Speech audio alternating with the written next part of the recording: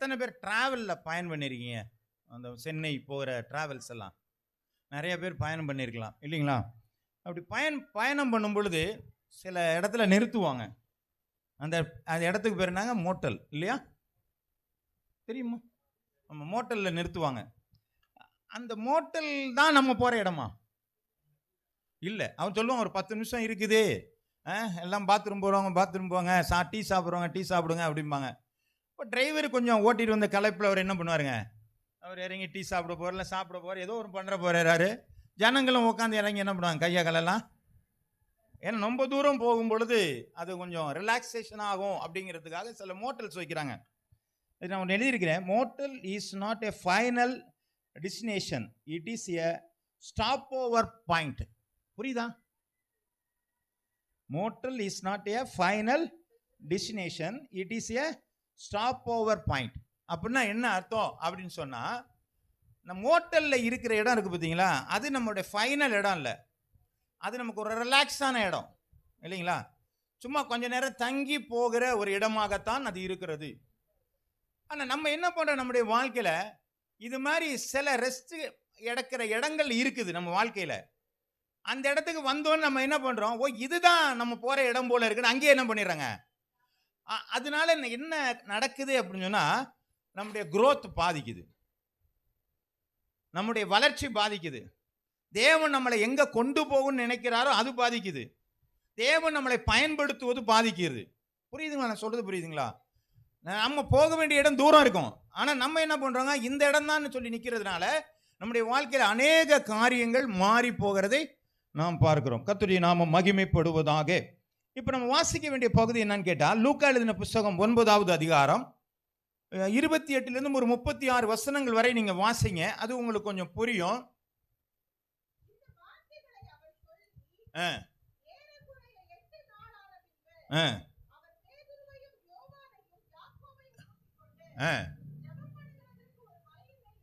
ஏறினார். அவர் ஜெபம் பண்ணுகையில்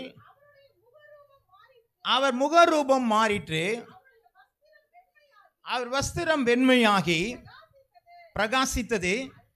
அன்றியும் மோசே எலியா என்னும் 2 பேரும் மகிமையோட காணப்பட்டு அவருடனே சம்பாஷணை பண்ணி அவர் எருசலேமிலே நிறைவேற போகிற அவருடைய மரணத்தை குறித்து பேசிக் கொண்டிருந்தார்கள்.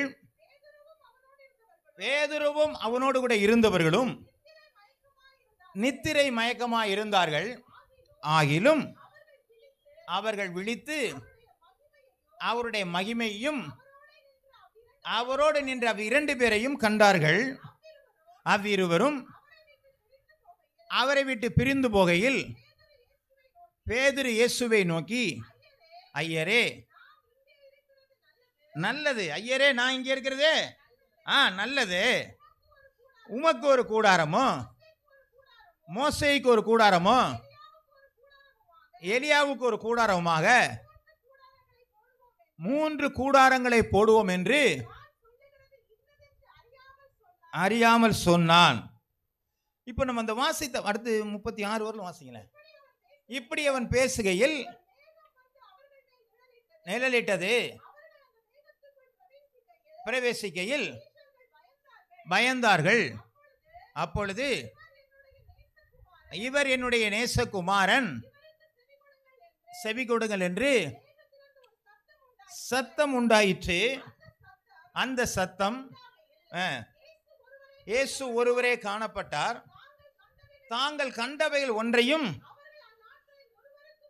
ஒருவருக்கும் சொல்லாமல் சோத்திரம் உண்டாவது. சம்பவம் என்னன்னு பார்த்து தெரிஞ்சுட்டீங்களா? ஆமென். இந்த பைபிள் வச்சிருந்து அதை அப்படியே வாசிச்சீங்கன்னா உங்களுக்கு புரிஞ்சிருக்கும். இல்லைன்னா இதை பார்த்திருந்தாலும் உங்களுக்கு என்ன செஞ்சிருங்க? ஆமா, புரிஞ்சிருக்கும். கர்த்தருடைய நாமம் மகிமைப்படுவதாக. அவங்க என்ன சொல்றாங்க? எலியாவும் யார் வந்தாங்க? மோசேயும் வந்தாங்கன்னு சொல்றாங்க. எலியா வந்தது நியாயம். மோசே எப்படி வந்தாரு? ஏன் எலியாவும் மோசையும் அந்த இடத்துல வந்தாங்க? மோசேவா? இல்லை, எடுக்கலையே. மோசையை ஆண்டவர் அடக்கம் பண்ணிட்டாருன்னே போட்டிருக்கு. ஆமா, ஏன் எலியாவும் மோசையும் காணப்பட்டார்கள்?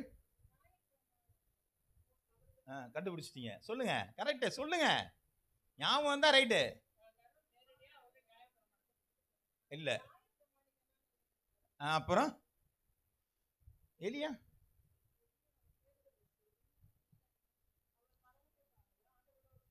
அடையாளம் தோரா 5 ஆகமங்களுக்குள்ள நியாயப்பிரமாணத்திற்கு மோசையும் தீர்க்கதரிசிகளுக்கு அடையாளமாக எலியாவும். புரியுதுங்களா?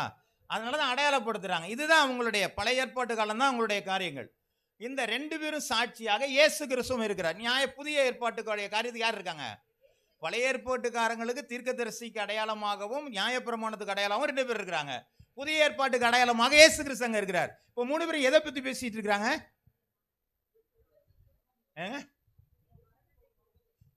அது வாசிங்க அந்த வசனத்தை. எருசலேமிலே நிறைவேற்ற போகிற அவருடைய மரணத்தை குறித்து. அப்போ இயேசு கிறிஸ்து உலகத்தில் வருகிற நோக்கம் மரிப்பதற்காக தான். எல்லா ஜனங்களும் ரட்சிப்படையும் தேவனை அறிகிற அடையும் தேவன் சித்தம் உள்ளவராகவே இருக்கிறார். அதற்கு தான் ஆண்டவர் இந்த உலகத்தில் அவர் வந்தார். அப்ப நிறைவேற வேண்டிய காரியங்கள் எருசலேமில் இருக்கிறது. அவர் சிலுவையில் அறையப்பட வேண்டும், மரித்து அடக்கம் பண்ணப்பட வேண்டும், 3ஆம் நாள் உயிர்த்தெழப்பட வேண்டும், அந்த பாவத்தின் சம்பளமாகிய மரணத்தை ஜெயித்து தன்னுடைய ஜனங்களுடைய புதிய உடன்படிக்கையின் மூலமாக விடுதலை தர வேண்டும். ஆமேன். இதுதான் அவருடைய இலக்கு. ஆமேன். இதுக்கு தான் அவர் போய்கிட்டு இருக்கிறாரு. இப்ப இடையில இதை பார்த்தோன்னே சீசர்கள் என்ன சொல்றாங்க? 33வது வசனம். அவ்விருவரும் அவரை விட்டு பிரிந்து போகையில் பேதுரு இயேசுவை நோக்கி, ஐயரே, நான் இங்கே இருக்கிறது நல்லது. உமக்கு ஒரு கூடாரமோ மோசேக்கு ஒரு கூடாரமோ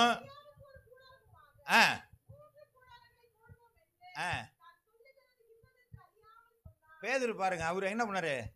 ஆண்டவரே, இங்கே தங்கிடலாம், உனக்கு ஒரு கூடாரம் போட்டுருவோம், மோசேக்கு ஒரு கூடாரம், எலியாவுக்கு ஒரு கூடாரம், இங்கேயே செட்டில் ஆயிடலாம், ஒரு பிரச்சனையும் இல்லை. எதுக்கு வீணா எருசலேமுக்கு போய் சாவணும்?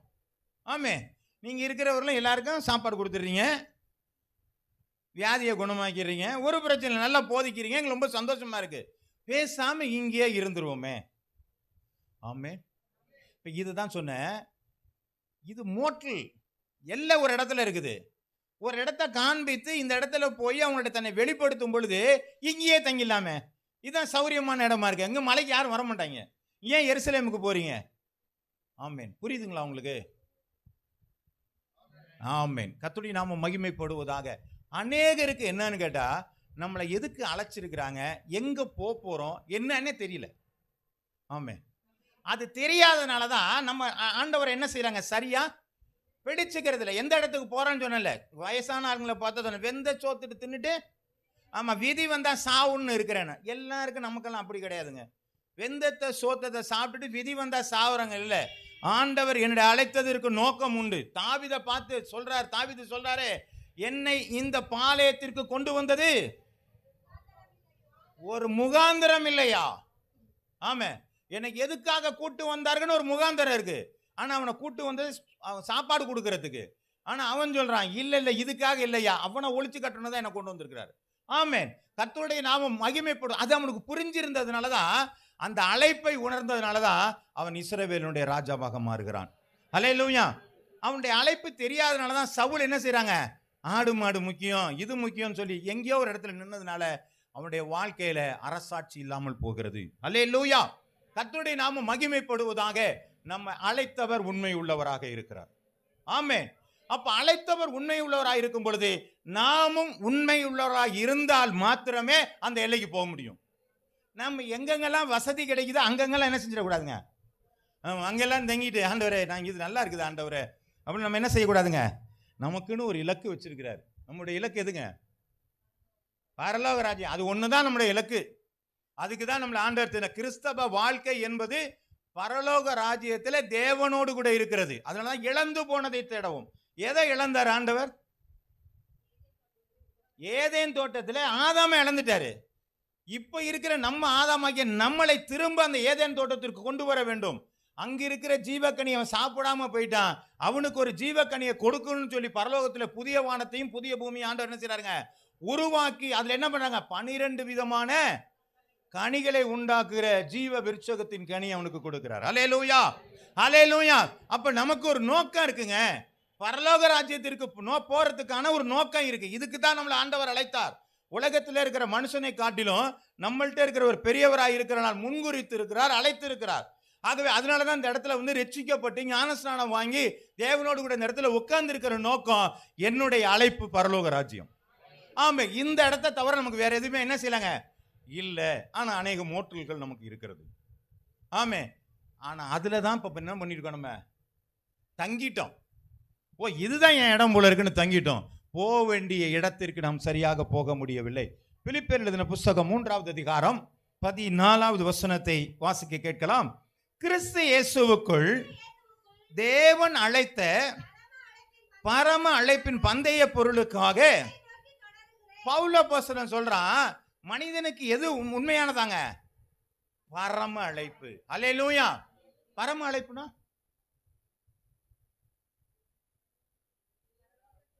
தேவன் அழைத்த அழைப்பு. ஆமே, பரம அழைப்புனா பரலோகத்தில் இருக்கிற தேவன் நம்மளை அழைத்து இருக்கிறார். அதுதான் சொல்றாரு பரம அழைப்பின். எனக்கு ஒரு லக்கு வச்சிருக்கிறாருங்க. அந்த லக்குக்கு ஓடுறதுக்கு பரம அழைப்பின் பந்தய பொருளுக்காக லக்கை நோக்கி நான் ஓடுகிறேன். எனக்கு ஒரு இலக்கு இருக்கிறது, அந்த இடத்துக்கு போகிறேன். அப்ப நமக்கு என்னங்க இலக்கு? அதான் பரலோகம். அதுதான் நமக்கு இலக்கா இருக்கணும். வேற எதுவுமே நமக்கு என்ன செய்யலைங்க, இலக்கு இல்லை. நீங்க வேற ஏதாவது தேடுனீங்கன்னா உங்களுக்கு அது இல்லை, இது கிடைக்கும். ஆனா இது உலகத்துல இருக்கிறவர்களும் கிடைக்கும், நித்தியமான வாழ்க்கை இல்லை. ஆமே, வசனங்களை வாசிக்கலாம். 2 பேதுரு 2வது அதிகாரம் 13-14. 2 பேதுரு 3வது அதிகாரம் 13-14. அவருடைய வாக்குத்தத்தத்தின்படியே நீதி வாசமாய். எது வாசமாய் இருக்குமாங்க? நீதி வாசமாயிருக்கிற இடம். புதிய வானங்களும் புதிய பூமியும் உண்டாகும் என்று நமக்கு அப்படி காத்திருக்கிறோமாங்க? சொல்றது எப்படி சொல்றாங்க? நாங்கெல்லாம் காத்திருக்கிறோம். எதுக்குங்க காத்திருக்கீங்க? ஆண்டவர் எப்போ வருவார்னு காத்திருக்கிறோம். அப்படி காத்திருக்கிற அனுபவம் நம்மள்ட்ட இருக்குதா? இதுதான் அவங்க சொல்லிட்டு இருக்கிறாங்க. ஒரு வெயிட், எதையாவது நம்ம எதிர்பார்த்துக்கிட்டே இருக்கோம். எப்போ வருவாங்க, எப்போ வரும், எப்போ வரும். ஆண்டவர் இயேசு கிறிஸ்து ஐயோ வந்து தொலைச்சிட போறாருப்பா, இன்னும் பாதி வேலை பாக்கியமா இருக்கு, இன்னும் கொஞ்சம் நாள் கழிச்சு வரட்டுமே, இப்படி நம்ம நினைச்சிட்டு இருக்கிறோம். ஆனா அநேகர் என்ன பண்றாங்களாம், எப்போ ஆண்டவர் வருவாரு, எப்போ போறோம். தொல்லை தாங்கலையா உலகத்துல? எப்போ பார்த்தாலும் வியாதி, கஷ்டம், வேதனை, பிரச்சனை, பொல்லாப்பான காரியம். இதை விட்டு தொலைன்னு சொன்னா என்ன பண்ணுங்க? ஆண்டவரே, ஆமா, தற்கொலை எல்லாம் பண்ண கூடாது. என்ன பண்ணணுங்க? ஆண்டவர் வரணும், ஆண்டவர் வரணும். ஆண்டவர் இருந்தாலும் என்ன பண்ணிட்டு வரணும்ல? நான் அதுக்காக நான் வெயிட் பண்ணிட்டு இருக்கேன், எப்போ வருவாருன்னு தெரியலையே. அதான் அவர் சொல்றாரு, வாசிங்க அதை. ஆகையால் பிரியமானவர்களே, இவைகள் வர காத்து இருக்கிற, திரும்ப அந்த வசனம் வருது, திரும்ப வர காத்து இருக்கிற நீங்கள் போகணும்னா என்ன பண்ணணுங்க? கரையற்றவர்களும் பிழை இல்லாதவர்களும் சமாதானத்தோட அவர் சந்நிதியில் காணப்படும்படி அப்படிதான் இருக்கணுமா? அப்ப என்ன பண்ணக்கூடாதுங்க? அவருங்க கரை இல்லாதவர்களாக, பிழை இல்லாதவர்களாக, ஆமா, சமாதானத்தோட. இப்ப இந்த குவாலிஃபிகேஷன்லாம் நம்மள்ட்ட இருக்குதா? சர்ச்சுக்கு வர்றோம் போறோம் அதெல்லாம் கிடையாது. இதுதான் நம்முடைய வாழ்க்கையினுடைய, இது எங்க போனாலும் நம்மள்ட்ட வரும். பிழையற்றதுங்கிறது சர்ச்சுக்குள்ள மட்டும் இருக்கிறது இல்லை. இங்க ரொம்ப பர்ஃபெக்டா இருக்கிறோம் வெளியில, இங்க உண்மை உள்ள இருக்கோம் வெளியில, இங்க பக்தி உள்ள இருக்கிறோம் வெளியில, இங்க கோபப்பட மாட்டேங்கிற அன்பா இருக்கிறோம், பிரதர் சிஸ்டர் நல்லா பேசுறோம் வெளியில, குடும்பத்துல. ஆமே, அப்ப நம்முடைய வாழ்க்கையில என்ன பண்ணுதுங்க? அப்படி மாறிக்கிட்டே இருக்கிறோம். இப்பிரபஞ்சத்திற்கு ஒத்த வேஷம் தெரிக்காமல். அப்படி இல்லையே போட்டுருக்கீங்களா? இந்த பச்சோந்தின்னு சொல்றது என்ன பண்ணுங்க? எந்த இடத்துல என்ன கலர்ல இருக்கோ ஆமா அதுவா மாறிக்க. அது மாதிரி நம்ம மாறணுங்கிற அவசியம் கிடையாது. ஸ்டில் எப்பொழுதும் ஒரே மாதிரி தான் இருப்பேன். இங்க இருந்தாலும் அதே அன்பு தான், வெளியில இருந்தாலும் அதே அன்பு தான், வீட்டில் இருந்தாலும் அன்பு தான். இங்க எப்படி இருக்கணும் அதே மாதிரி தான் எல்லா இடத்துலையும் இருக்கு. அதுதான் சொல்றாங்க, பிழையற்றவர்களும் கரையற்றவர்களுமாக சமாதானத்தோடு கூட அவர் சந்நிதியில் காணப்படும்படியாக காத்திருங்கள். ஹல்லேலூயா. அப்ப நம்மகிட்ட இந்த குவாலிஃபிகேஷன்லாம் இருக்குதா? கொஞ்சம் யோசிச்சு பாருங்க. கொலோசையர் 3வது அதிகாரம் 1-4 வரையிலும் வாசிக்கலாம். கிறிஸ்துவுடனே கூட இழந்ததுண்டானால் கிறிஸ்து தேவனுடைய வலது பாரிசத்தில் வீற்றிருக்கும் இடத்தில் மேலானவைகளை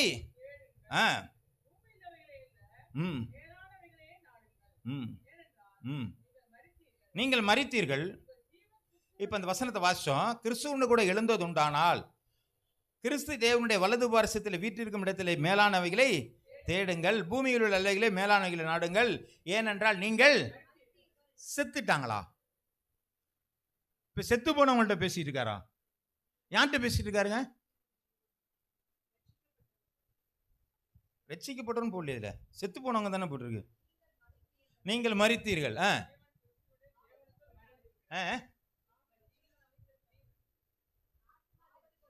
பாவத்துக்கு மரிச்சிருக்கிறோம். அதை சொல்லுங்க. யார் பாவத்து? இப்ப நம்மளாம் பாவத்துக்கு என்ன பண்ணிட்டோம்? பாவம் செய்யக்கூடாதுன்னு அதுக்காண்டி செத்து இருக்கிறோம். பாவத்திற்கு மரித்து நீதிக்காக எழும்பி இருக்கிறோம். ஆகவே பாவத்திற்கு மரித்த ரட்சிக்கப்பட்டவங்க சொல்றாங்க, நீங்க என்ன பண்றீங்க? நீங்கள் மரித்தீர்கள், உங்கள் ஜீவன் கிறிஸ்துவுடைய கூட தேவனுக்குள். இப்ப நீங்க அப்படி மரித்தீர்களானா உங்களுடைய ஜீவன் எங்க இருக்குதாங்க? அது வசனம் அப்படி கொல கொலன்னு போக கூடாது. அது வசனம் வசனமா இருக்கணும். ஆண்டவர் எப்படி பண்ணாருங்க? அதிகாரத்தோடு பிரசங்கம் பண்ணார். வசனத்தை ரொம்ப அது நல்ல அழகான வசனத்தை போய் இப்படி கொச கொத்த நாக்காதீங்க. நல்லா வாசுங்க. உங்கள் ஜீவன் கிறிஸ்துவுடனே தேவனுக்குள் மறைந்திருக்கிற. என்னுடைய ஜீவன் எங்க இருக்குங்க? கிறிஸ்துவுடனே. அவர் இல்லாம அங்க போக முடியாது. அவரோடு கூட யார்கிட்ட இருக்குதாங்க? தேவனுக்குள்ள மறைந்திருக்கு. அப்படி இருக்குதா நம்முடைய ஜீவன்? இதுதான் அழைப்பு. இதை நோக்கி தான் போகணும். நம்ம இதை விட்டுட்டு இப்ப இங்க இருக்கிறானுங்க, பூமியில எனக்கு கிடைச்சிருக்குன்னு சொல்லி இங்க உக்காந்து இருக்க கூடாது. இது கிடையாது. இதுல நிறைய பிரச்சனைகள் இருக்கு. தொடர்ந்து அதை வாசிக்கும் போது நமக்கு தெரியும். சொல்லுங்க அடுத்து. நம்முடைய ஜீவனாகிய கிறிஸ்து வெளிப்படும் பொழுது நீங்களும் அவருடைய இடம் கூட. அப்ப ஆண்டவர் வெளிப்பட போகிறார். அப்ப வெளிப்படும் போது நாமளும் என்ன செய்ய போறாங்க? இதுதாங்க நம்முடைய எல்லை. ஆண்டவர் வரப்போறாரு. அவர் ஒரு நாள் இந்த இடத்துல வெளிப்படும் பொழுது நாம அவரோட கூட என்ன செஞ்சிருவாங்க? போய் சேர்ந்துருவோம். அதுதான் வெளிப்படுகிற காரியங்கள் என்று சொல்லி இந்த இடத்துல இருக்கு. அப்போ இளைப்பாறுகிற இடங்கள் நம்முடைய இலக்கு அல்ல. நமக்கு இலக்கு என்கிறது வேறு. நம்ம எங்கேயாவது இடத்துல ரெஸ்ட் எடுத்துக்கிட்டு இருக்கிறோம் அப்படின்னா அந்த ரெஸ்ட் எடுக்கிற இடத்த போய் நம்ம என்ன பண்ணக்கூடாதுங்க? அதுதான் என்னுடைய இடம் என்று சொல்லி நம்ம என்ன செய்யக்கூடாதுங்க? இருக்கக்கூடாது. இந்த செயின்ட் ஜான்ஸுக்கு ஏற்ற மாதிரி ஒரு கிட்டத்தட்ட ஒரு கொஞ்சம் வருஷத்துக்கு முன்னாடி, ரொம்ப வருஷம் கிடையாது, கொஞ்சம் நான் ஒரு 5-6 வருஷத்துக்கு முன்னாடி ஒரு கல் ஒன்று இருந்துச்சு. அந்த புங்க மரத்துக்கு கீழே ஒரு கல் இருந்துச்சு. அதுக்கு பேர் என்ன தெரியுங்களா? சுமதாங்கி கல் இல்லைங்களா? அது பேர் பேர்டன் ஸ்டோன் சொல்லுவாங்க. சுமை தாங்கி எத்தனை பேருக்கு தெரியும்? அது தெரியல. 2 கல்லை நட்டு வச்சு மேலே ஒரு கல் இருக்கும். அது பேர் சுமை தாங்கி கல்லுன்னு சொல்லுவாங்க. அது எதுக்கு வச்சிருக்கிறாங்க?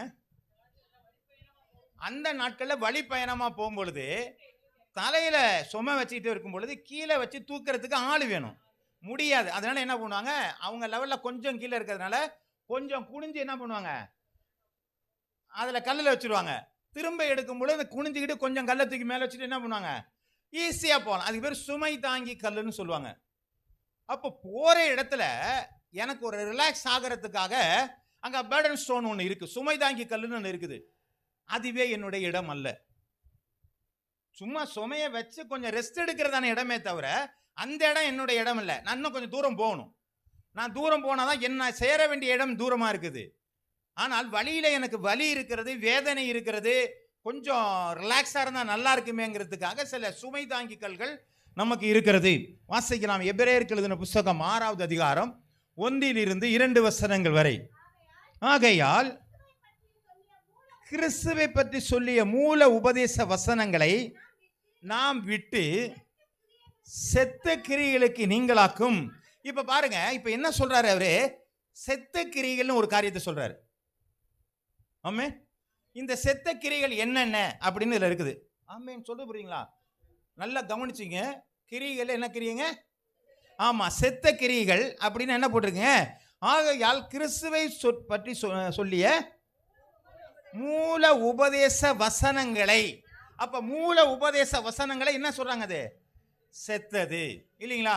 இப்ப பழைய ஏற்பாட்டு காலம் நமக்கு எப்படிப்பட்டதா இருக்குதுங்க? பழைய ஏற்பாடுகள் நமக்கு எப்படியா இருக்குது? செத்ததா தான் இருக்குது.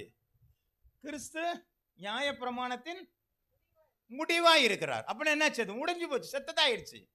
இப்ப புதிய புரியுது? ஆமா, புதிய உடன்படிக்குள்ள வந்திருக்கிறோம். இப்ப அதை தான் அவங்க சொல்லிட்டு இருக்கிறாங்க. இப்ப என்ன பண்றாங்க? ஒரு செத்த கிரியை சொல்லலாம், கடந்து போன காரியத்தை திரும்ப எடுத்து வச்சுட்டு உட்கார்ந்து இருக்கிற காரியம். வாசிங்க, என்னன்னு சொல்றீங்க? மனம் திரும்புதல். இப்ப நமக்குள்ள என்ன பண்ணிருக்கிறாங்க? நமக்கு ஒரு ரிலாக்ஸேஷன் எதுன்னு சொன்னா, எல்லாரும் கடவுளை அறியல, அதனால நம்ம என்ன பண்றோம்? நிறைய கஷ்டங்கள் இருந்தது. அப்ப நீங்க கடவுளை ஏத்துக்கிட்டீங்கன்னா உங்களுக்கு நல்ல சமாதானம் வருங்க அப்படின்னு சொன்னாங்க. இப்ப நான் கடவுளை என்ன பண்ணிட்டேன்? ஏற்றுக்கிட்டு என் பழைய வாழ்க்கையிலிருந்து இப்ப நான் என்ன செஞ்சிட்டேங்க?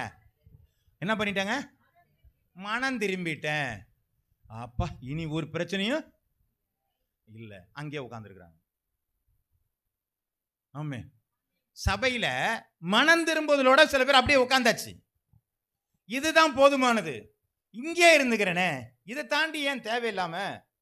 நீங்க மனம் திரும்பணும் தானே சொல்லிட்டீங்க. நாங்க மனம் திரும்பி இங்க இடத்துல உட்கார்ந்துருக்கிறோம். இப்போ புரியுதா நான் சொல்றது? புரியுதாங்களா? இதுதான் அந்த என்ன சொல்றாங்க, சுமை தாங்கிக்கல். எனக்கு இதுவரையிலும் கஷ்டமா இருந்துச்சு, வேதனையா இருந்துச்சு, பாடுகளா இருந்துச்சு. ஆனா மனம் திரும்பிட்டா எல்லாரும் மாறுன்னு சொன்னீங்க. ஆகவே நான் மனம் திரும்பிட்டேன். எனக்கு நல்ல ரெஸ்ட் தானே இருக்குது. இனி எனக்கு பாடுகள் இல்லையே. நான் முன்னாடி இருந்தப்ப தண்ணி அடிச்சுக்கிட்டு இருந்தேன், கெட்ட வழியில நடந்துகிட்டு இருந்தேன். இப்ப மனம் திரும்பினால அந்த வழியில போகல. இப்ப நான் நல்லா இருக்கேன். ஆமே, எஸ், இது எனஃப். நான் இங்கேயே தங்கிக்கிறேனே, இங்கேயே தங்கிக்குவோமே. புரியுதுங்களா நான் சொல்றது? புரியுதுங்களாங்க? அந்த இடத்துல நிற்கிறோம், அதை தாண்டி போகல. அந்த முதல் படியிலே நம்ம நின்றுட்டு இருக்கிறோம். அடுத்து வாசிங்க. தேவன் பேரில் வைக்கும் விசுவாசம், இதுவும் செத்ததுன்னு சொல்றாரு. இன்னும் விசுவாசம் செத்ததா? ஆமே. இப்ப நான் சபையில வந்துட்டு இயேசு நல்லவர், உங்களுக்கு எனக்கு தெரியுமா தெரியாதா? அப்புறம் இது இது இது செத்ததா? செத்தது இல்லையா? இதெல்லாம் முடிஞ்சு தாண்டி வந்துட்டீங்க. இப்ப போய் நான் இது என்ன செய்ய முடியாது உங்கள்கிட்ட? இயேசு நல்லவராகவே இருக்கிறான்னு என்ன பண்ணுவாங்க? ஒரு மாதிரி பார்ப்பாங்க. இருந்து ஆயிடுச்சு இருக்கு, இது ஏற்கனவே தெரியுமே. இதை வந்து ரொம்ப ஒரு ரகசியமா வந்து சொல்லிட்டு போற. புரியுதுங்களாங்க? இதெல்லாம் முடிஞ்சு போன காரியம். அப்ப நான் ஆண்டவர் மேல வச்சிருக்கிற நம்பிக்கை என்ன போட்டிருங்க? செத்தது. அப்படின்னா என்ன பண்ண? என்னுடைய விசுவாசம் வச்சு நான் விசுவாசமா இருக்கிறேன்னு சொல்லிக்கிட்டே இருக்கிறேன். பார்த்தீங்களா? ஆண்டவர் மேல பயங்கரம். இதெல்லாம் செத்த காரியம், இதெல்லாம் முடிஞ்சிருச்சு, இதை தாண்டி வந்துட்ட. மனம் திரும்புதல இருந்து தாண்டிட்டு விசுவாசத்துக்குள்ள வந்தாச்சு. இப்பயும் திரும்பி அந்த இடத்துல நின்றுட்டு இருக்கிற. ஆமே, ஆண்டவர் மேல நம்பிக்கை, வேற எதையுமே நம்பிக்கை வர மாட்டேன். உலகத்தில் இருக்க எந்த விக்கிரகங்களையும் நான் நம்ப மாட்டேன், மனிதர்களை நம்ப மாட்டேன், ஆண்டவரை மட்டும் நம்புவேன். அந்த இடத்துல நின்றுச்சு. ஏன்? இதுலயே எனக்கு ஆண்டவர் போதுமானது, இது எல்லாத்தையுமே எனக்கு ஆண்டவர் செய்யறாரு, இதுவே எனக்கு போதும். இப்போ இந்த எல்லா இடத்துலையுமே ஆண்டவர் நல்லமே தான் செஞ்சுட்டு இருக்காரு. நீங்க என்னைக்கு ஆண்டவருக்குள்ள வந்துட்டீங்களோ உங்களை ஆண்டவர் என்ன செஞ்சாருங்க? உங்களுடைய அவருடைய கரத்தில் எடுத்துட்டாரு. ஆனா நம்ம எல்லைக்கு போகாம ஒரு இடத்துல நின்று இந்த இடத்துல ஆசீர்வாதம் இருக்கு அப்படின்ட்டு அந்த இடத்துல என்ன செஞ்சிட கூடாது. ஆமா, மனம் திரும்பல் வந்துட்டேன். மனம் திரும்பணும்னு எனக்கு சில ஆசீர்வாதங்கள் ஆண்டவர் கொடுத்துருக்கிறாரு. அப்பா, அப்ப நான் வந்துட்டேன் போல, கரெக்டா வந்துச்சு, எல்லாமே கிடைச்சிருச்சு போல இருக்கு. அங்கேயே என்ன பண்ணிடக்கூடாது. நான் விசுவாசமா இருக்கிறேன், அதனால எனக்கு பெரிய பெரிய ஆசீர்வாதங்கள்லாம் வருது. ஆண்டவர்கிட்ட விசுவாசமா இருந்தேன், எனக்கு அப்படியே பாருங்க பயங்கரமான காரியங்கள்லாம் என் வாழ்க்கையில நடந்துச்சு. அங்கேயே நின்றுடாதீங்க. ஆமே, வாசிங்க தொடர்ந்து. நான் இப்ப என்ன பண்ணிட்டேன்? நாங்க ஆமா, மனம் திரும்பினா விசுவாசமா இருந்து இப்ப என்ன வந்துட்டாங்க? அப்பா, சபையில ஞானஸ்நானம் எடுக்கணும்னு சொன்னாங்க. இப்ப ஞானஸ்நானம் எடுத்தாச்சு, அப்புறம் முடிஞ்சிருச்சு. ஞானஸ்நானம் எடுத்தாச்சு, இனி என்ன இருக்குதுங்க? பரிசுத்த ஆவியானவர் கைகளை ஞானஸ்நானம் எடுத்தோடனே ஒரு சில பேருக்கு என்ன போதுங்க? பரிசுத்த ஆவியான எங்களுக்கு வேணாங்க, இது ஞானஸ்நானம் எடுத்துட்டோம்ல, அதான் சொல்லிருக்காங்களே, மனம் திரும்பி ஞானஸ்நானம் வாங்கணும், வாங்கியாச்சு. அப்புறம் என்னங்க பிரச்சனை? நான் அங்கேயே நிற்கிறேங்க. ஐயா, நீ நிற்கிற இடம் பூரா சும தாங்கி கல்லு, அது அல்ல உன் இடம், அது உனக்கு ரிலாக்ஸ் ஆக கொடுத்துருக்குது. அங்கே நிற்காதீங்க, அடுத்த இடத்துக்கு தாண்டுங்க. அப்ப கைகளை வைக்குதல், பரிசுத்த ஆவியானவர் வரணும். இப்ப அந்த இடத்துக்கு நம்ம போறோம். வாசிங்க. மரித்தோரின் உயிர் தெழுதல். அப்ப எப்ப உயிர் தெழுதல்? அதுவும் தெரியும் நமக்கு. பரிசுத்த ஆவி வந்தோன்னு என்ன பண்ணாங்க? ஒரு நாள் ஆண்டவர் வர போகிறோம், நான் உயிர் தெழ போறோம், ஆண்டவர் வந்தவன் நியாய தீர்ப்பு கொடுப்பார் என்கிறதெல்லாம் அப்படின்னா என்னங்க அர்த்தங்க? அங்கேயே நிக்காத, இதுலயே நிக்காத. நான் மனம் திரும்பிட்டேன், நான் மனம் திரும்பிட்டேன், நான் ஞானஸ்நானம் எடுத்துட்டேன், நான் பரிசுத்தாவியன் எடுத்துட்டேன். இன்னைக்கு நிறைய சபைகள் என்ன இருக்குன்னு சொன்னா அப்படியே ஸ்டில் நின்றுடுறாங்க.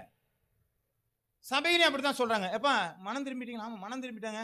ஞானஸ்நானம் ஆகிட்டீங்களா? ஞானஸ்நானம். பரிசுத்தாவி பயங்கரமா அந்நிய பாஷை பேசுவேன். ரைட், அவ்வளவுதான். அதுக்கப்புறம் சபையில என்னங்க? அதுக்கப்புறம் என்னங்க இருக்கு? புரியுதா நான் சொல்றது? புரியுதா இல்லையா? அப்படியே இருந்துடலாமே. இல்ல இல்ல, உங்க லெக்கு வேற. அப்ப நான் எங்க போகணும்? பூரணர் ஆகணும். வாசிங்க. அப்ப என்ன பண்ணனுங்க? அந்த பூரணம் எதுல இருக்குதுங்க? மனம் திரும்பிட்டேன், ஞானஸ்நானம் வாங்கிட்டேன், பரிசுத்தாவியை பெற்றுட்டேன், நியாயத்தீர்ப்பு வரப்போகுதுன்னு தெரியுதோ, மரித்தோர் உயிர்த்தெழு தெரியுது, இங்கெல்லாம் நான் தாண்டி இப்போ வந்துட்டேன். இப்போ நான் என்ன பண்ணணுங்க? பூரணர்னா எங்க போகணும்? தேவனுடைய வருகையெல்லாம் நான் ரெடியா இருக்கேனா? அந்த பூரணத்திற்குள்ளாக நான் போயிருக்கிறேனா? போறதுக்கு நான் ரெடியா இருக்கிறேனா? ஆமே. அப்ப லெக்கு எதுங்க? பூரணர் தான் லெக்கு. ஆனா நம்ம பாதியிலே நின்று என்ன பண்ணாங்க?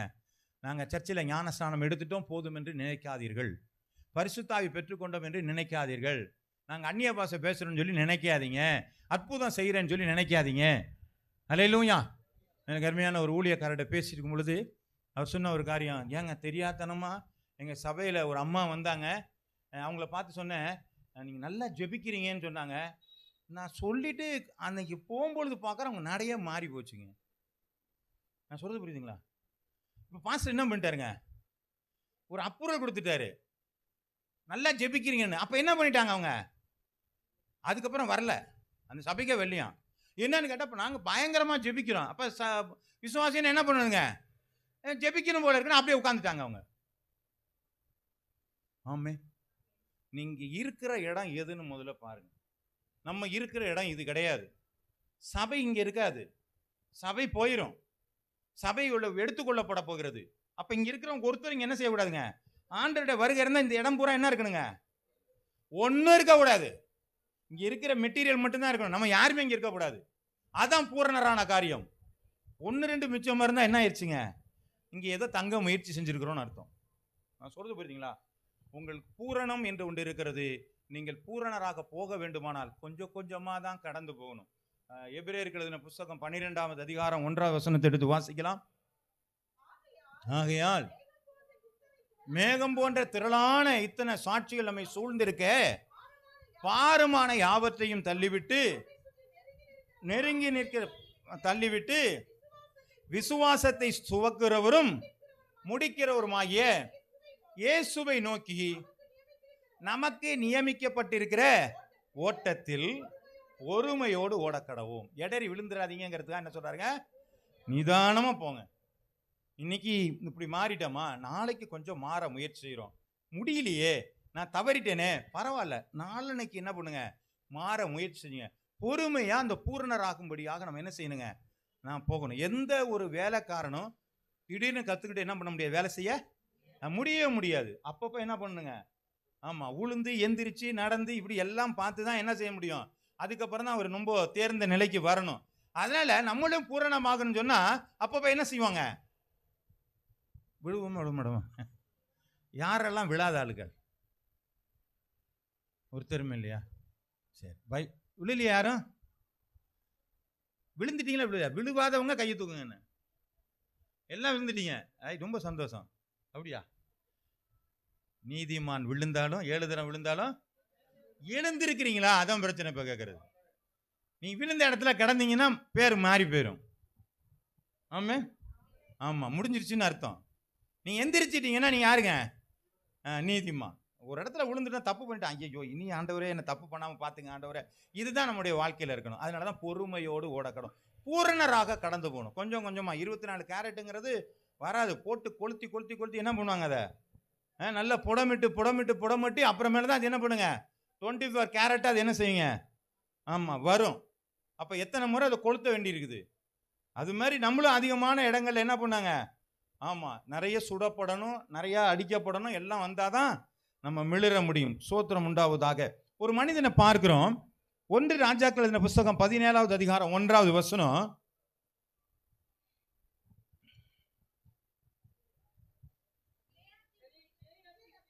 கிளையாத்தின் குடிகளிலே திஸ்பியனாகிய எலியா ஆகாப்பை நோக்கி, என் வாக்கின்படி அன்றி இந்த வருஷங்களிலே பனியும் மழையும் பெய்யாதிருக்கும் என்று இஸ்ரவேலின் தேவனாகிய கர்த்தருக்கு முன்பாக நிற்கிற நான் அவருடைய ஜீவனை கொண்டு சொல்கிறேன் என்றான்னு சொன்னாங்க. அப்ப இவர் யாருன்னு தெரியல. திஸ்பியன்கிற ஒரு மனுஷன், அவர் எலியாங்கிற ஒரு தீர்க்கதரிசி வந்தான், தடாபுடான்னு வந்து என்ன சொல்லிட்டாருங்க, மழையும் பனியும் பெய்யாதான்ட்டார். டப்புன்னு நான் சொல்ற வரலும் பனியும் மழையும் என்ன செய்யாது. ஆமா, ஒரு நல்ல தீர்க்கதரிசி, ஒரு நல்ல விசுவாசின்னு வச்சுங்களேன். இப்ப இவருக்கு என்ன பிரச்சனை வந்தது? வாசிங்க 1 ராஜாக்கள் 17வது அதிகாரம் 3-4. போய் ஜோர்தானுக்கு நேராயிருக்கிற கேரித் ஆற்றக்கண்டையிலே ஒளிந்திரு, அங்கே ஆற்றின் தண்ணீரை குடிப்பாய், அங்கே உன்னை போஷிக்க காகங்களுக்கு. அப்ப இவர் எல்லாம் செஞ்சு முடிச்சுட்டாரு இல்லைங்களா, மழையை நிறுத்திட்டாரு. இப்ப பிரச்சனை வந்துருச்சு, எல்லாம் ஊரு பூரா பஞ்சம். இப்ப இவரை கொண்டு போய் ரிலாக்ஸ் பண்ணணும். ஆமேன், நான் சொல்றது புரியுதுங்களா? இவர் ஒரு காரியத்துக்காக ஆண்டவர் அனுப்பிச்சு வச்சாரு, அந்த காரியத்தை பனியும் மழையும் நிறுத்திட்டாரு. இப்போ இவருக்கு ஒரு ரிலாக்ஸேஷன் தேவை, ஒரு ஓய்வு தேவை, ஒரு இளைப்பாறுதல் தேவை. இவருக்கு தண்ணிக்கு எங்க போறது? உடனே என்ன சொல்லிட்டாரு, நீ கேரி தாட்டன்ல போய் ஒளிஞ்சுக்கப்பா, அங்க உனக்கு என்ன செய்வேன், தண்ணீர் அங்க இருக்கு, ஆத்துல தண்ணி வரும், அதை நீ குடிச்சுக்க. உனக்கு என்ன பண்ண, சாப்பாட்டுக்கு காகங்களுக்கு நான் கட்டளையிடுவேன். ஆமே, கடவுள் ஒன்று கொடுத்தா அது அருமையானதா இருக்கும். ஆமே, அப்படித்தானங்க? நம்ம கொடுத்தா கூட ஒரு நாளைக்கு சொல்லுவாங்கல்ல, வாழை இலை வையலை, இல்லை வாழை இலை தையலை வையில கையிலன்னு போயிடும். என்னன்னு புரியல உங்களுக்கு? விருந்து வீட்டுக்கு போனான்னா முதல்ல வாழை இலை, அப்புறம் தையல்ல இலை வந்துடும், அப்புறம் வாயில் வரும், கையில் வந்துடும், முடிஞ்சு போச்சு கதை, துரத்தி விடுறதுக்கு ரெடியாக இருப்பாங்க. ஆனால் ஆண்டவர் எப்படிங்க போயிச்சாரு, டெய்லி காலம்பரையும் சாயந்தரமும் காகம், பழக்க முடியாத ஒரு காகம், அதுக்கு இறைச்சி கண்டா தூக்கிட்டு ஓடி போயிடும். அது கையில் இறைச்சியையும் அது கையில் பிரெட்டையும் கொண்டு வந்து கொடுத்து சாப்பிட்றாப்பான்னு சொல்லி டெய்லி கொடுத்துட்டு போகுது. ஆமே, எவ்வளோ நல்லவர். நான் சொல்றது புரியுதுங்களா? நமக்கு ஒரு இளைப்பாறுதல் இடத்துல இப்படிப்பட்ட ஆசீர்வாதங்கள் நமக்கு கிடைக்கும். அந்த முதல்ல மனம் திரும்புதெல்லாம் வந்து சொன்ன பார்த்தீங்களா? அப்போ இது மாதிரி சில ஆசீர்வாதம் கண்டோன்னே, ஓ ஆண்டவர் எனக்கு வந்துட்டாரு, எனக்குள்ள வந்துட்டாரு, எங்கள் வீட்டில் வந்துட்டாரு, இனிமேல் எனக்கு பிரச்சனை இல்லைன்னு சொல்லி அப்படியே அங்கே உட்காந்துடுறோம். இப்போ இவனுக்கு என்ன நடந்தது? இதுதான் அவனுக்கு முதல்ல இருக்கிற சுமை தாங்கி, ஒரு இளைப்பாறுதல் நடத்தடம். உட்காந்து இருக்கிறான், தண்ணி தின்னு போச்சு. ஆமே, சரி, இவன் தான் மழையும் பனி என்ன செய்யக்கூடாது, பெய்யக்கூடாது. என்ன புரியுதா இல்லையாங்க?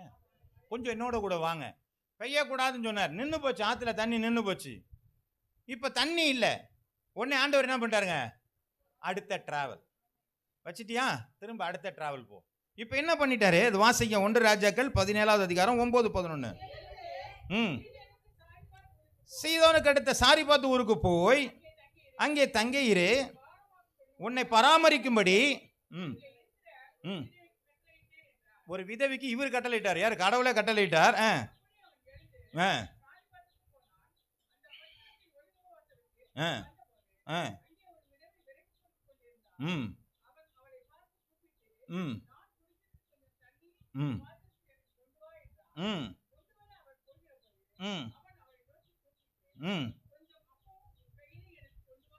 பாருங்க, ரெண்டாவது என்ன பண்ணிட்டாரு? ரெண்டாவது ஒரு இளைப்பாறுதல், எப்போ அங்கெல்லாம் தண்ணி நின்று போச்சு, போ சாரி பார்த்து வீட்டுக்கு போ. இது இதெல்லாம் வெளியில இருந்தாலும் இப்போ எங்க கொண்டு போயிட்டாருங்க, ஊருக்குள்ள கொண்டு போனாரு.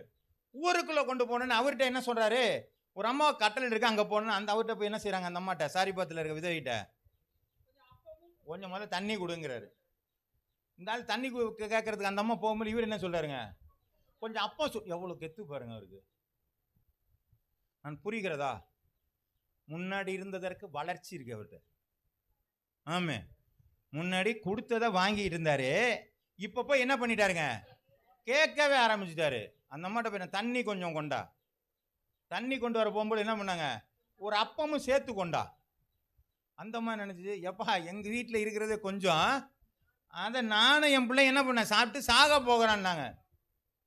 இவருக்கு என்ன வார்த்தை, அந்த அம்மாவுக்கு நான் கட்டளையிட்டு இருக்கிறேன், ஒன்னே அவர்கள் போஷிப்பார்கள். ஆமேன்.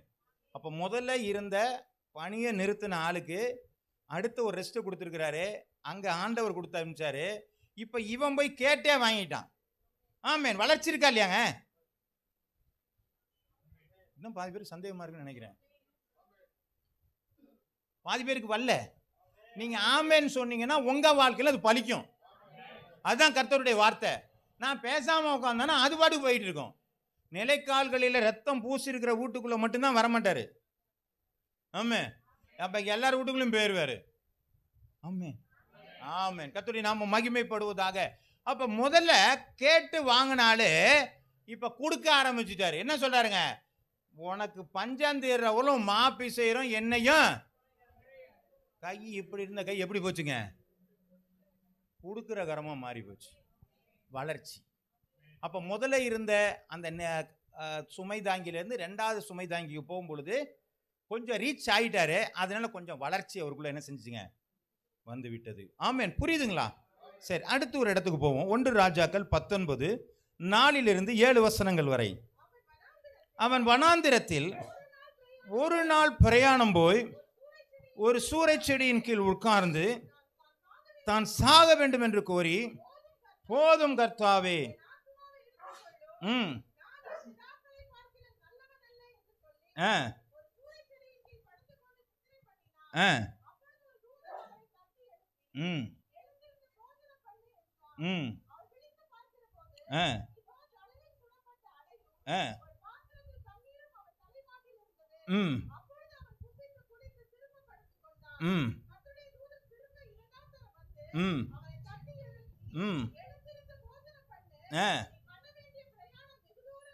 இப்ப பாருங்க, இவர் அடுத்த ஸ்டோனுக்கு போயிட்டாரு. அடுத்த சுமதாங்கி கல்லுக்கு போயிட்டார். ரெண்டாவது போயிட்டார். இப்ப மூணாவது கல்லுக்கு போயிட்டார். இந்த இடத்துல என்ன அவருக்கு பிரச்சனை? எசபேல் சொல்லி உன்னை கொல்லாம விட மாட்டேன்னாச்சு. இப்ப என்ன பண்ணிட்டாருங்க? பயந்துட்டாரு. இப்ப நம்ம வாழ்க்கையில சில வேளையில மாதிரி அற்புதங்கள் நடந்துட்டு இருக்கும்போது சில பயப்படுகிற காரியங்கள் நமக்குள்ளே வரலாம். அது வியாதியா இருக்கலாம், குடும்பங்கள்ல பிரச்சனையா இருக்கலாம், கடன் தொல்லைகளா இருக்கலாம். ஏதாவது ஒரு பெரிய பாடன் வந்துடும். உடனே இவர் என்ன சொல்லிட்டாருங்க? உள்ளிருந்து அடிச்சு போய் சூரச்செடியில் போய் கீழே உட்காந்துட்டு என்ன சொல்லிட்டாருங்க? நல்லா படுத்து தூங்கிட்டு நான் செத்தாலும் சாகிறேன், ஐயோ நான் எனக்கு வேணவே வேண்டாம்ப்பா, இனிமே இந்த கிறிஸ்தவ வாழ்க்கைய எனக்கு வேண்டாம், நான் அந்த பழைய வாழ்க்கைக்கே போகிறது நல்லது போல இருக்குங்கிற அந்த இடத்துல கொண்டு போய் என்ன செஞ்சிருவான் பிசாசு? ஆமாம், அப்படி ஒரு இழைப்பா அதில் கொண்டு போய் விட்டுருவான். இல்லைங்க, இதெல்லாம் சரியாக வராதுங்க நமக்கு. இவங்க எப்போ பார்த்தாலும் கூட்டம்பாங்க, அங்கே வாங்க இங்கே வாங்கங்கிறாங்க, அல்லேலூயா சொல்லுங்கிறாங்க. ஐயோ ஆண்டவரே, நான் பழைய வாழ்க்கைக்கு போனால் கூட இன்னும் கொஞ்சம் சந்தோஷமாக இருப்பேன் போல இருக்குது, போட்டு நெருக்கி எடுத்து போடுறாங்கயான்னு சொல்லிட்டு இதோட வேணாங்கிற அளவில் படுத்து தூங்கிடுவாங்க. ஆமே. அந்த சுமை தாங்கல்ல யாருங்க சாப்பாடு கொடுக்குறா? வாசிங்க வாசிங்க வாசிங்க. ம் ம் ம் ரெண்டாம் தரம். முதல் தரமே என்னாச்சு அவனுக்கு? எழுப்பி அவனுக்கு என்ன செஞ்சாருங்க? சாப்பாடு கொடுத்தாரு. என்ன சாப்பாடு கொடுத்தாரு?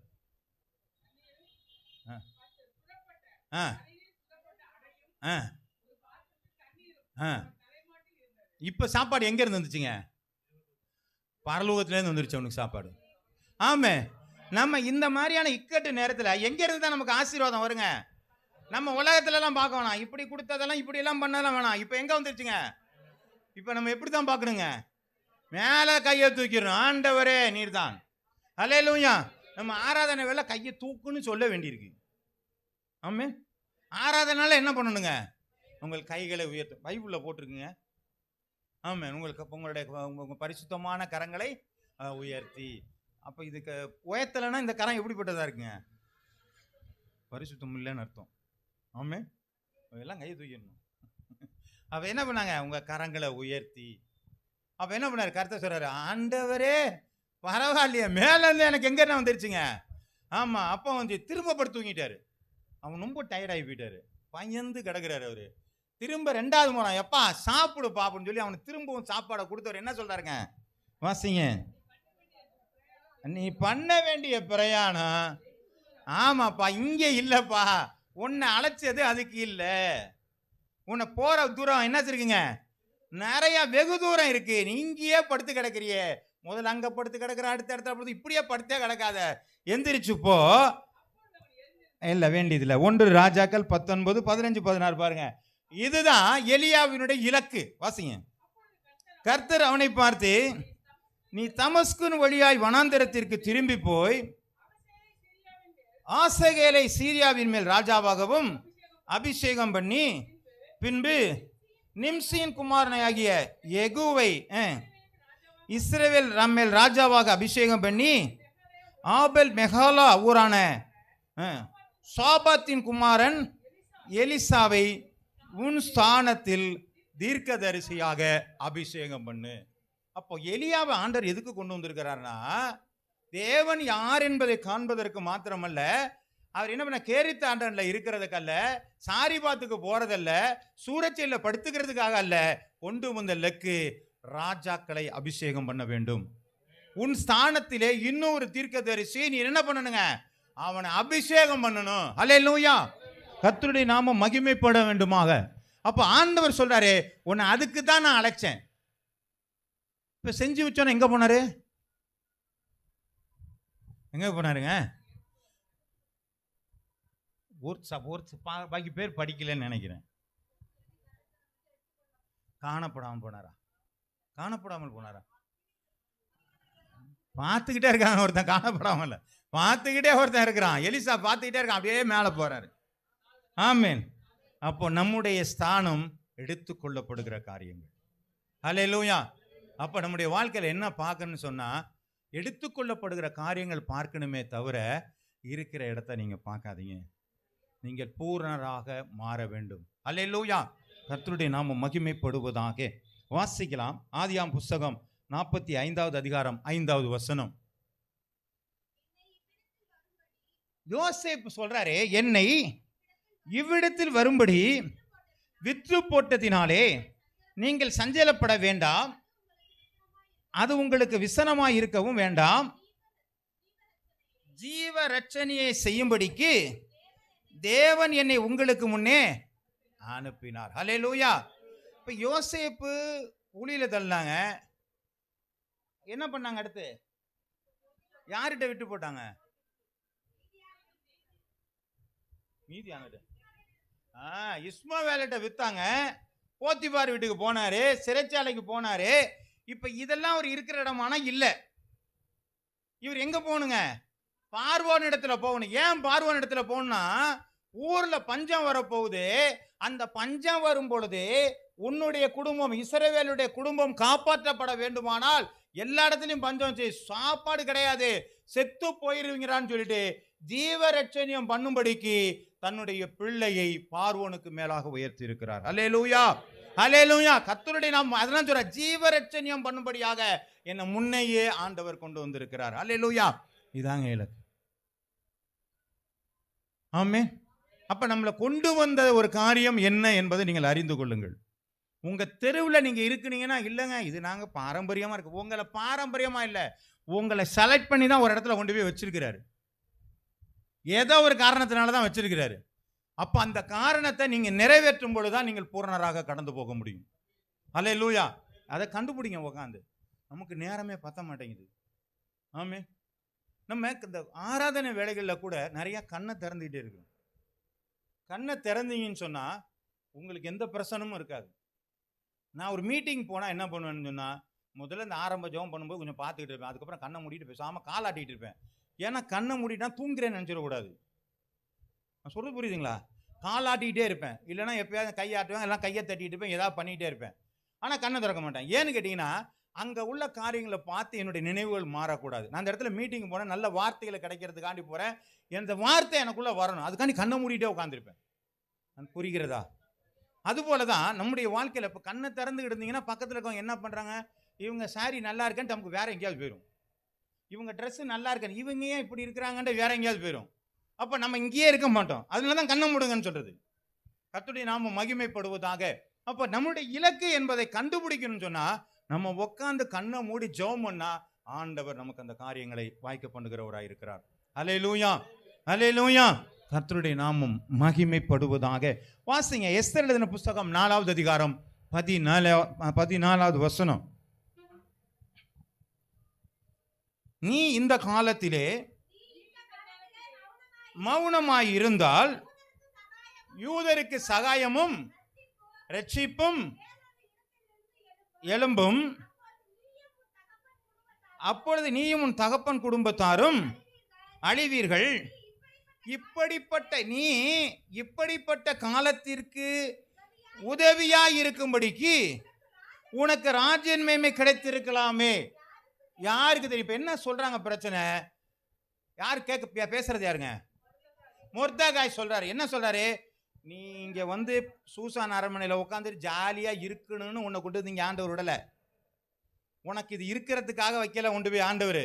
இது உனக்கு ரிலாக்ஸான இடம். ஆனா இதையே நம்பி இருக்காத. உன்னுடைய வேலை என்ன தெரியுமா?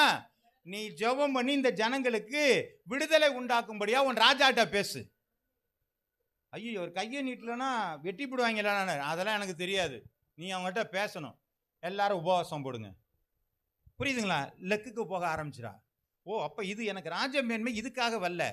என்னுடைய வாழ்க்கை சொஃபிசியேட்டுக்காக, நல்ல சுதந்திரமாக நல்ல ஜாலியாக இருக்கிறதுக்காக இல்லைங்களா? ஆண்டர்கிட்ட கேட்டேன், எனக்கு வீடு கிடச்சி. ஆண்டர்கிட்ட கேட்டேன், எனக்கு சோஃபா கிடச்சி. ஆண்டர்கிட்ட கேட்டேன், மெத்தை வந்துச்சு. ஆண்டர்கிட்ட கேட்டேன், கார் கிடச்சி. ஆண்டர்கிட்ட கேட்டேன், ஸ்கூட்டி கிடச்சிது. எல்லாம் வந்துருச்சு. அப்பா சுகம், ஆண்டவரே உமக்கு ஸ்தோத்திரம். மேலே போவியாங்கிறது மட்டும் தான் யோசிக்கணும். எல்லாம் கிடைச்சது, ராஜமேன்மை கிடைச்சது. ஆனால் அதுக்காக உன்னை வைக்கல, உன்னை வேற ஒன்றுக்கு வச்சிருக்கிறேன். நீ ராஜா அரண்மனைக்குள்ளே இருப்பதற்கான காரணமே உன்னால் ராஜாவோடு கூட பேச முடியும். அழிய போகிற இந்த இஸ்ரவேல் ஜனங்களை மீட்டெடுக்கிறதற்கு தான் உன்னை கொண்டு போய் வச்சிருக்கிறாரு. அதான் சொல்றாரு, இப்படிப்பட்ட காலத்திற்கு உதவியா இருக்கும்படிக்கு உனக்கு ராஜ மேன்மை கிடைத்திருக்கலாமே. அல்லேலூயா. அப்ப நமக்கு கிடைச்சிருக்கிற இந்த ஒரு மேன்மை வேறு எதற்காகவோ ஒன்றாக இருக்கலாம். நம்ம இதுதான் என்னுடைய வாழ்க்கையினுடைய ஒரு பேஸ். நான் நல்ல பிளாட்ஃபார்மில் இருக்கிறேன் அப்படி நிற்காதீங்க. இதை தாண்டி நீங்கள் போக வேண்டியவர்களாக இருக்கிறீர்கள். நமக்கு எல்லை என்பது தேவனுடைய ராஜ்யமே தவிர வேறு எதுவுமே கிடையாது. அல்லேலூயா. சத்தமா எல்லாரும் அல்ல, யாரும் வரமாட்டீங்க போல இருக்கு. ஆமே, சத்தம் போட்டாலும் வரமாட்டீங்க, வாழ்ந்ததான் வரீங்க. கர்த்தருடைய நாமம் மகிமைப்படுவதாக. இன்னொரு ஆலயம் பார்ப்போம். ஆதியாகமம் புஸ்தகம் 19வது அதிகாரம் 19-20 எடுத்து வாசிக்கலாம். ஆதியாகமம் 19:19-20. உமது கண்கள் உமது அடியனுக்கு கிருபை கிடைத்தது. என் பிராணனை காக்க தேவரீ எனக்கு செய்த கிருபையை பெரிதாக விளங்க பண்ணீர். மலைக்கு ஓடிப்போக என்னால் முடியாது. தீங்கு என்னை தொடரும், நான் மரித்து போவேன். அந்த ஊர் இருக்கிறது, நான் அதற்கு ஓடி போகத்தக்கதாக அது கிட்ட இருக்கிறது, சின்னதா இருக்குது. என் பிராணன் பிழைக்க அது சின்ன ஊர் தானே. இவரை கூப்பிட்டு சோதங்குமார் பிள்ளை இழுத்துக்கிட்டு வெளியில ஓடுறாரு. நீ மலைக்கு ஓடி போப்பா, அதான் அவன் எல்லை. நீ மலையில போய் தப்பிச்சுக்கோ அப்படின்னு சொல்லிட்டு என்ன பண்றாரு? அவரை என்ன பண்றாருங்க? இழுத்துக்கிட்டு போறாரு. அங்கிருந்து வாடான்னு சொல்லி வெளியில இழுத்துக்கிட்டு போறாரு. இப்போ என்ன சொல்றாரு? மலைக்கு ஓடி போக என்னால முடியாது, தீங்கு என்ன தொடரும். இவரே டிசிஷன் எடுத்துட்டாரு. நான்லாம் அங்கெல்லாம் வர முடியாதுங்க. பரலோகராஜ், ஐயோ ஏங்க அவ்வளோ தூரமெல்லாம் என்னால் வர முடியாது, அவ்வளோவெல்லாம் எங்களால் பிரயாசப்பட முடியும். இது இந்த அளவுக்கு எங்களுக்கு ஆசீர்வாதம் இருக்கு, இதுவே போதும் அப்படின்னு சொல்லி நம்ம என்ன செய்யக்கூடாதுங்க? இருக்காதீங்க. எவ்வளவு நாள் இந்த உலகத்தில் வாழ்னாலும் ஒரு மனிதனுடைய வயது 70 வருடங்கள், பலன் இருந்தால் 80, கிருபையில் இருந்தால் ஒரு மனுஷனுடைய ஆயுள் நாட்களோ 120 வருடம் தானே. அதுக்கு மேல இந்த இடத்துல இருக்கவே முடியாது. அப்ப பூரணர் ஆகனா அந்த இடத்துக்கு போக முடியும். அல்லேலூயா. அப்ப நம்ம அதுக்கு தான் பிரயாசப்பட்டு இருக்கணும். கிடைச்ச இடத்துல இருக்காதீங்க, மனம் திரும்புதோடு நிக்காதீங்க. அடுத்த என்ன பண்ணணுங்க? ஞானஸ்நானத்துக்கு வந்துருங்க. ஞானஸ்நானம் எடுத்தோட நிக்காதீங்க, பரிசுத்தாவியானருக்கு வந்துருங்க. பரிசுத்தாவியானவர் வந்துட்டார், அந்நிய பாஷை பேசிட்டேன், அதோட நிறுத்திடாதீங்க, பூர்ணராக வாங்க. தான் முடிச்சுட்டார் நினைக்கிறேன். அல்லேலூயா, அல்லேலூயா. ஆனா நம்ம என்ன பண்றாங்க? நல்லா கவனிங்க. நம்ம ஏதோ ஒரு இடத்துல நின்றுட்டு இருக்கிறீங்க. நீங்கள் பூரணரா வந்தா நம்முடைய செயல்பாடு, சிந்தை, நடக்கை எல்லாமே என்ன இருக்குங்க? மாறி போயிருக்கும். அல்லேலூயா, ஆமென். நம்ம அந்த காரியத்தை பூரணர் ஆகாதனால தான் நம்ம 8:30 மணிக்கு மேலே தான் வரும். ஆமென், ஆமென். இதுக்கு மட்டும் ஆமென் வர மாட்டேங்குது. ஆமென், அதான் உண்மை. ஏன்னா எனக்குள்ள அந்த இடம் வந்துருச்சுன்னா நான் என்ன பண்ணியிருப்பேங்க? உள்ளிருந்து எடுத்து இங்கே தான் வந்து நின்றுட்டு இருப்பேன். ஏன் ஆண்டவரே ஏன்னா அடுத்த நிலைக்கு அவர் கூட்டிட்டு போறவர் அவர் தான். அவரை விட்டுட்டு நான் எங்க போறது? ஆமென். ஆமென். கர்த்தருடைய நாமம் மகிமைப்படுவதாக. அது சின்ன ஊர் தானே, நாங்க போய் இருக்கிறேனே, அது ரொம்ப பக்கமா இருக்குதே, இப்படியெல்லாம் சொல்லிட்டுலாம் கதையெல்லாம் விட முடியாது. அவன் அங்கேயும் இருந்து பார்த்தான், இருக்க முடியல, மலைக்கு தான் போனான். ஆமே, நீங்க இருக்கிற இடத்துலையும் இருக்க முடியாது, கஷ்டம்தான். அதனால மாறி தான் நம்ம என்ன செய்யணுங்க, போக வேண்டும். அப்போ நம்ம என்ன பண்ணலாம் அப்படின்னு ஒரு காரியத்துக்குள்ள நம்ம போக போகிறோம். எசேக்கியேல் எழுதின புஸ்தகம் 47வது அதிகாரம் 3-9 வசனங்கள் இருக்கு. கொஞ்சம் சீக்கிரம் வாசிக்கலாம். அந்த புருஷன் தமது கையில் நூலை பிடித்து கொண்டு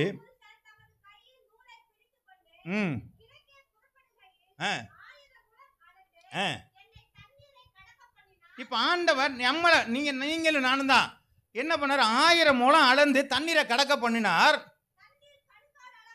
தண்ணி கணுக்கால் அளவு தான் இருந்துச்சு, பத்தல. இப்ப அடுத்து அளந்து கடக்க பண்ணினார். அடுத்த இடத்துக்கு நான் கொண்டு போனார், முழங்கால் அளவு இருக்குது.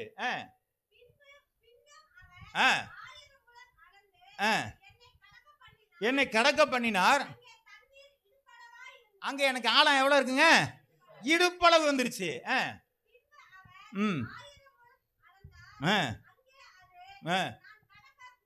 கணக்க கூடாத நடியா இருந்தது, அது நீச்சாளமா இருந்தது. ஹல்லேலூயா. ஆமா, என்னனுங்க, முதல்ல இருந்தா கணுக்கால் இருந்துச்சு, ரெண்டாவது வந்துச்சு முழங்கால் வந்துச்சு, மூணாவது வந்துச்சு இடுப்பளவு வந்துச்சு, நாலாவது வந்துச்சு கடக்க முடியாது இருக்கு. இப்ப என்ன பண்ணாங்க, கடக்க முடியாது நீச்சால என்ன பண்ணுங்க, இழுத்துக்கிட்டே போயிருச்சு. ஆமே ஆமே ஆமே ஆமே. அதனாலதான் ஆண்டவர் சொல்றாரு, ஒரு நாவிக்குரியவனா இருந்தவன் என்ன பண்றாங்க, நிதானித்தே அறிய முடியாது. அப்படித்தானே போட்டிருக்கீங்க. எனக்குள்ள ஆவியானவர் இருந்துச்சுன்னா எங்க போறேனே தெரியாது, இழுத்துக்கிட்டே போயிடுவார். அல்லேலூயா. அதுதான் அந்த ஸ்டேஜுக்கு நம்ம போகணும். பிலிப்பு போய் நின்று என்ன பண்ணாரு, ரதத்தோட ஓடி போய் ஏறிக்கிட்டான். அவன் போய் ஞானஸ்நானம் கொடுத்ததுக்கு அப்புறம் என்ன பண்ணாருங்க, ஆவியானவர் தூக்கிட்டு வேற இடத்துக்கு போயிட்டாரு. ஆமே. அப்படி நம்மள ஆவியானவர் எடுத்துட்டு போவாரா? போவாருன்னு தான் பைபிள் போட்டிருக்கு. நம்ம போவாது நம்ம தப்பு. ஆமே. நம்ம ஆவியானுக்கு விட்டு கொடுத்தா நம்மளே ஆண்டவர் என்ன செஞ்சிருவாருங்க, அனுப்புவாரு, போவார். நம்ம தான் ஆவியானோட போக மாட்டேங்கிறோமே, ஆவியான்ட்ட பயப்படுறோம். ஆவியானவர் உங்களை அசைய பண்ணாரா, நீச்சால தான் தேவை. கணுக்கால நிக்காதீங்க, முழங்கால நிக்காதீங்க, இடுப்பளவு நிக்காதீங்க, நீச்சாலத்து போங்க. அது இழுத்துக்கிட்டே போகணும். எங்க இழுத்துக்கிட்டுங்க போகுது, வாசிங்க. அவர் என்னை நோக்கி இந்த தண்ணீர் இல்ல, அவர் என்னை நோக்கி இந்த தண்ணீர் கிழக்கு தேசத்திற்கு புறப்பட்டு போய் வனாந்திரத்திலே ஓடி கடலில் விழும், இது கடலில் பாய்ந்து விழுந்த பின்பு தண்ணீர் ஆரோக்கியமா என்னை இழுத்துக்கிட்டு போய் எங்க பண்ணுங்க, ஒரு ஆரோக்கியமான இடத்துக்கு கொண்டு போறாரு. சம்பவிப்பது என்னவென்றால், இந்த நதி போகும் இடங்கள்லாம் சஞ்சரிக்கும் ஜீவ பிராணிகள் யாவும் பிழைக்கும். இந்த தண்ணீர் அங்கே வந்தபடினால் வெகு ஏராளமான மச்சங்களும் உண்டாயிருக்கும். இந்த நதி போகும் இடங்கள்லாம் யாவையும் ஆரோக்கியப்பட்டு பிழைக்கும். அப்ப நம்ம இடம் எங்கெங்கெல்லாம் போறோமோ அந்த இடம் எப்படி இருக்குங்க, ஆரோக்கியம் இருக்கும், ஆசீர்வாதம் இருக்கும். ஆமே. அப்ப அந்த இடத்துக்கு நம்ம போகணுங்க. அல்லேலூயா. அப்ப நம்ம எங்க இருக்கணும், ஆண்டவரே நான் போய் ஒரு வீட்டில் காலை வச்சேன், அந்த வீடு ஆசீர்வாதமா நான் இருக்கணும் ஆண்டவர். நம்ம அந்த வீட்டில் போய் உங்கள் வீட்டில் என்ன கதைங்க நடக்குது, நம்ம போய் வீட்டில எல்லாம் அட்வைஸ் எல்லாம் பண்ணி அதெல்லாம் வேண்டாம் நமக்கு வேலை. நான் சொல்ல புரியுதுங்களா? ஒருத்தங்க யாராவது ஒருத்தவங்கள்ட்ட ஒரு பேச்சு பேசுறாங்கன்னு வச்சுங்க, வா இந்த பிரச்சனையா, வா 2 பேரும், அதெல்லாம் எனக்கு தேவையில்லை, 2 பேரும் உட்காந்து ஜோம் பண்ணுவோம், வா, முடிஞ்சு போச்சு பிரச்சனை. ஆமே ஆமே. அப்ப நான் போற இடம் ஆசீர்வாதமா மாறணும். அதுதான் ஆண்டவர் நம்மளை இழுத்துக்கிட்டு போற பகுதி. அப்ப ஆவியானவர் எங்க இழுத்துட்டு போறான்னு சொன்னா, நான் போற இடமெல்லாம் ஆண்டவர் என்ன சொல்றாரு, இந்த இடத்துக்கு போப்பா, போய் அந்த இடத்துல ஜெபம் பண்ணுப்பா, அவனை விடுதலை கொடு. அப்படித்தானே கூட்டிட்டு போனாருங்க. ஒரு இடத்துல பாருங்க, பிலிப்பை தூக்கிட்டு ஓடுறாரு, அங்கங்க தூக்கிட்டு போறாரு, பவுலை தூக்கிட்டே போறாரு, நீ அங்க போ இங்க போ. ஒருத்தன் தரிசனம் அவனை கொண்டு வந்து நிறுத்துறாரு.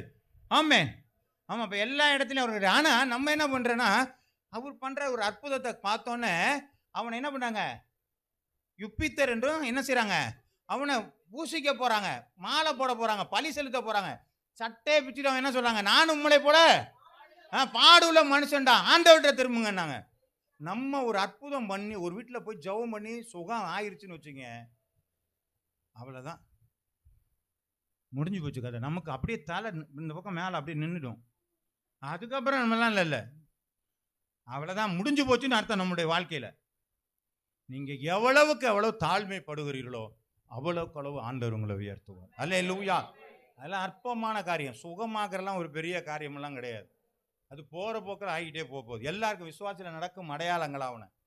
நம்மளை அதிலெல்லாம் ஏதோ ஒரு வரம் கிடச்சிச்சுன்னா மட்டும் நம்ம பெரிய ஆளை ஆக்கிறேன்னு நினைக்காதீங்க. நீங்கள் தாழ்மைப்படுங்கள். நீங்கள் எவ்வளோக்கு எவ்வளோ தாழ்மைப்பட்டு ஆண்டவர்களை நிற்கிறீங்களோ அப்போ ஆண்டவர் உயர்த்துகிற உயர்வு தான் மிகப்பெரிதான உயர்வாக இருக்கும். வேற உயர்வு நமக்கு தேவையே இல்லை. நீ எந்த வரம் இருந்து எனக்கு உயர்வெல்லாம் அதெல்லாம் என்ன வேணாலும் வரம் இருக்கட்டுங்க. ஆனால் ஆண்டவர் உயர்த்தும் பொழுது எல்லாமே நமக்கு என்ன இருக்குங்க, ஆசீர்வாதமாய் மாறும். வாசிக்கலாம். யோவான் எழுதின புஸ்தகம் 14:2-3.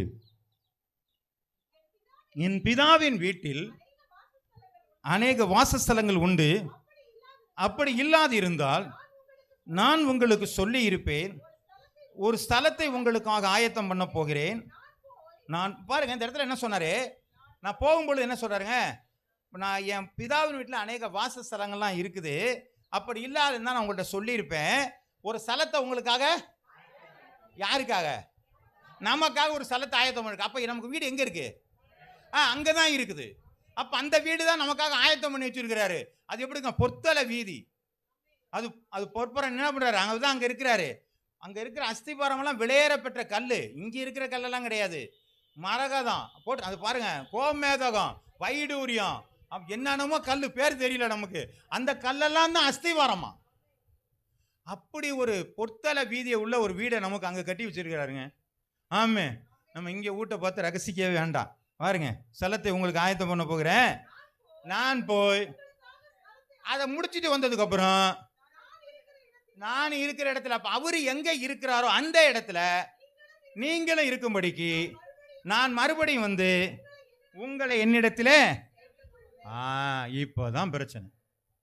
அவர் வரும் பொழுது என்ன கூட்டிட்டு போவாரா?